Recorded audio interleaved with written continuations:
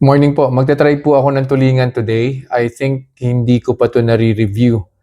So ito po yung, regular na tulingan na sinaing po yata yung tawag dito, eh, 'no, yung niluluto siya with, kamyas, tapos taba ng baboy pinakukuluan.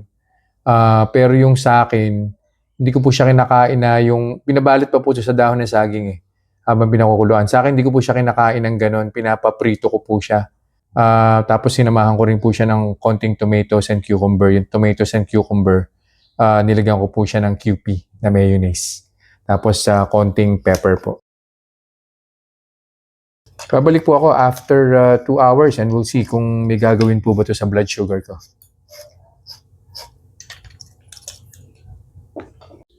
Nag-blood sugar reading na po ako through my Otay CGM. 108 po yung current blood sugar ko po.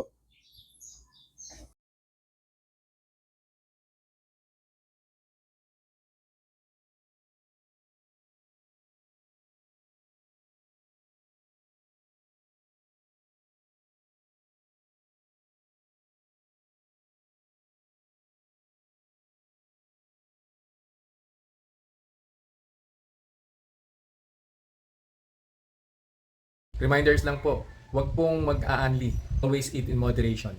Hindi po ako doktor, so whenever in doubt, konsulta po kayo sa doktor ninyo. And yung results po ng mga review na ginagawa ko, it may vary. So wag niyo pong i-expect na yung resulta sa akin is magiging kapareho po ng resulta sa inyo. So yun lang po. Have a nice day. Conclusion na po tayo dun sa kinain ko pong tulingan today, no? This morning.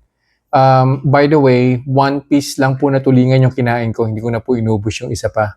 Of course, yung cucumber and tomato, inubos ko po yun.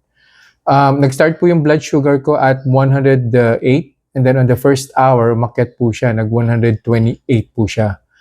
Before reaching the first hour, mga 10-15 minutes before, nag-130 pa po siya. So yun na po yung peak, 130. And then on the second hour, hindi po siya bumaba ng husto, no? So it seems na delayed po yung epekto nung kinain ko pong breakfast, no? So 126 po yung second hour. Ang conclusion ko po dyan, well, it's a good breakfast. Well, definitely. Because sobrang healthful po talaga yung without rice, no?